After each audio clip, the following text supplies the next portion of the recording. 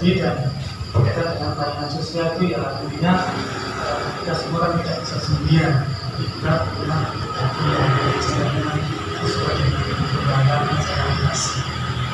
Mungkin dari yang lain generasi selanjutnya untuk silakan Bapak Ibu. Jadi sudah diwakili dari generasi muda, monggo silakan Bapak Adi. Baik, terima kasih mencoba untuk meramaikan saja, kok rasanya masih anyep saja. Ya tidak apa-apa gitu. Didahului oleh Mas Pandra, terima kasih. Setelah ini ada juga yang mendahului, biar lebih hot, lebih hangat. Baik, ada 3 pertanyaan yang bisa kita diskusikan. Pertama, apa yang menggerakkan para relawan untuk melaksanakan tugas diakonia? Dalam pandangan saya, tidak semua orang mau dan mampu melaksanakan tugas-tugas relawan. Ini menurut saya pribadi deh, Pak Martono. Karena memang kayaknya tugas menjadi seorang relawan itu juga sebuah panggilan.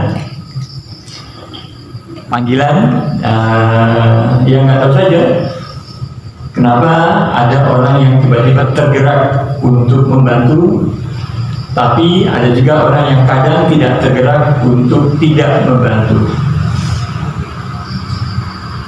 Jadi saya setuju dengan Mas Pandra bahwa tadi disebutkan bahwa dorongan semangat cinta kasih dari dalam diri seseorang, tapi juga keterpanggilan itu juga mungkin menurut saya menjadi penggerak bagi seseorang untuk menjadi relawan.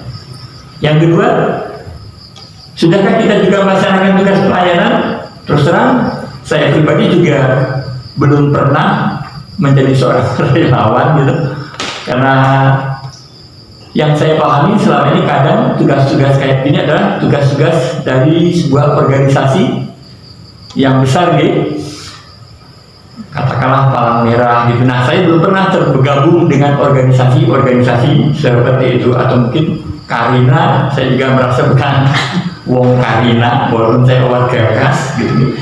Jadi saya nggak bisa menjawab pertanyaan nomor 2. Tapi kalau dalam skala kecil, misalnya kepedulian tidak hanya berupa uang, berupa sembako, mungkin cara saya mendonor darah, walaupun tidak begitu sering, Pak Martono, tapi ya itu yang bisa saya lakukan dengan menyumbang darah. Ya diam-diam saja kita datang ke PMI, baik rutin sesuai waktunya, atau pas ada bencana kita digerakkan untuk mendonor darah. Kalau saya baru sejauh itu yang saya lakukan, belum tergabung dalam sebuah katakan tim dan gereja ke mungkin daerah banjir. Jadi momen-momen itu, suasana seperti itu saya belum bisa merasakan. Ketiga, jika di sekitar kita ada warga yang masuk dalam kategori KLMTJ, apa kita diam saja? Nah, pada akhirnya itu kembali ke diri kita masing-masing, gitu saja. Ya, tapi mudah-mudahan dengan memperhatikan kondisi-kondisi di sekitar kita, mungkin ini bisa menjadi langkah kecil bagi kita untuk melakukan sesuatu yang besar. Memang tidak usah jauh-jauh. Saya yakin di RT kita masing-masing pastilah ada orang yang masuk dalam salah satu kriteria kecil, lemah, miskin, tertinggal atau tertindas, apa tersingkir. Karena itu dari awalan, bukan kata dasar gitu. Saya kira itu terlindas atau apa sih, dan difabel. Saya yakin itu ada. Nah, mungkin dengan banyak melihat itu orang, banyak bergaul dengan warga yang KLMTD, mungkin bisa menjadi langkah kecil bagi kita untuk melatih mata batin kita. Terakhir, di luar dari 3 itu, mungkin sebaiknya semua kegiatan-kegiatan yang sifatnya kelembagaan, katakanlah gereja, kas, Karina gitu, mungkin ada baiknya kegiatan-kegiatan itu selain perlu pedoman, tapi juga perlu terdokumentasi. mudah-mudahan itu dilakukan, gitu. Tapi terus terang kita hampir-hampir tidak pernah membaca, mendengarkan, selain baca berita di koran, tapi kegiatan yang khusus dilaksanakan katakanlah oleh gereja, oleh paroki, apakah terinformasikan dokumentasi itu? Dokumentasi tidak dimaknai saja sebagai foto saja, tidak, tapi lebih luas dari itu. Mungkin itu masukan dari saya, Pak Martono. Sekian, terima kasih, selamat malam, berkah Tuhan. Terima kasih Pak Adi, terima kasih untuk responnya. Ya memang betul ya, yang jelas kita tidak dalam membantu tidak bisa dengan uang ataupun barang, tapi juga dengan apa yang kita miliki. Maksud tadi donor-donor itu maksudnya melebihi Pak Adi, melebihi dari wujud nyata. Dan memang saya juga masih mengadakan suatu ini ya, penelitian juga dekat dengan terutama di gereja. Ya mungkin nanti saya baca-baca di beberapa artikel itu, ya belum ada pedoman, ya pedoman yang pasti mungkin belum ada. Saya belum membaca ke arah situ, tapi belum saya menemukan artikel mana yang bisa dipertanggungjawabkan berkaitan dengan. Karena banyak sekali, karena kemarin juga ada beberapa yang menuliskan itu, saya nggak tahu ya, tapi belum disebutkan sih. Itu juga mengatakan ada beberapa yang disebutkan tadi harus terdokumentasi di Pak ya. Itu memang sebetulnya perlu sekali ada pedoman yang ada. Jadi nanti biar kita bisa ini ya melaksanakan dengan untuk begitu ya. Maksud mungkin salah satunya, dan mungkin memang perlu sentuhan dari beberapa ini ya insan-insan mungkin akademik ya Pak ya, mungkin juga diperlukan di situ.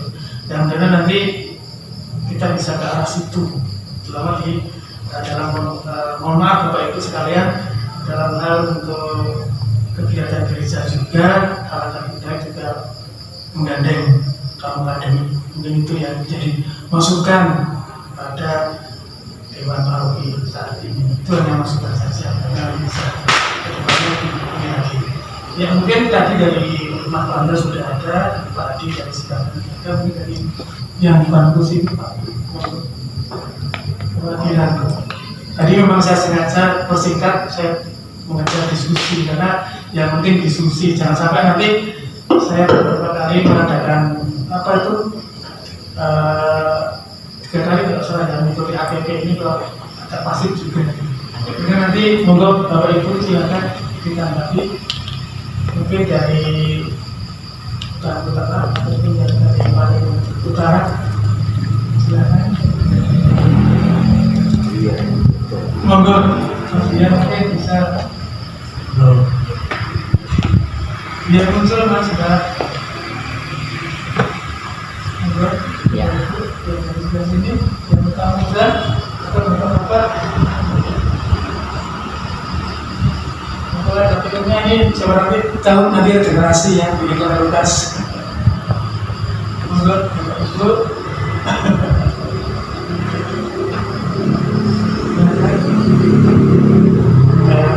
berkaitan dengan ini apa pelayanan sosial kemanusiaan. Belum ada. Baik, kalau yang belum ada, ya. Terima kasih untuk masukan yang dari Mas Panda maupun Pak Adi. Mungkin dari Pak Pedro ada?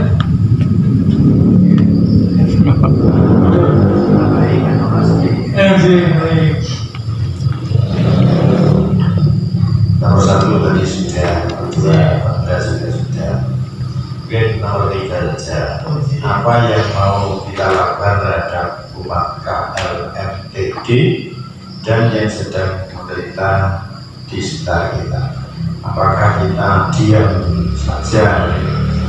Tentu sebagai orang Katolik, murid Tuhan Yesus, maka kita berkewajiban untuk melaksanakan apa yang menjadi ajaran Tuhan saja. Ajaran Tuhan adalah kasih, di mana kasihlah sesamamu seperti kamu sendiri. Ya. Ketika melihat orang lain, kita juga berkewajiban, wajib hukumnya. kita bersyukur bahwa kita ada saluran, ya, sekalipun kita itu tidak menyumbang langsung kepada yang mereka melalui kota APP, itu adalah saluran bagi kita untuk berbagi kepada sesama. Nanti yang menyalurkan tentu pihak kebijakan, kesusupan maupun paroki, itu monggo kita maknai bahwa itu bagian kewajiban kita sebagai orang Katolik untuk berbagi kepada sesama. Kemudian banyak ruang-ruang yang lain untuk berbagi sebenarnya. Kita itu dulu punya kelompok kecil ya. Ketika melihat ada orang yang kekurangan, kemudian kalau sekarang banyak bantuan dari pemerintah, kalau dulu ketika melihat itu yuk jadi gitu, nyumbang hanya beberapa orang saja dan tidak banyak, tetapi saya kira itu tepat sasaran tadi, tepat kebutuhan dan tepat waktu di mana saat dia membutuhkan.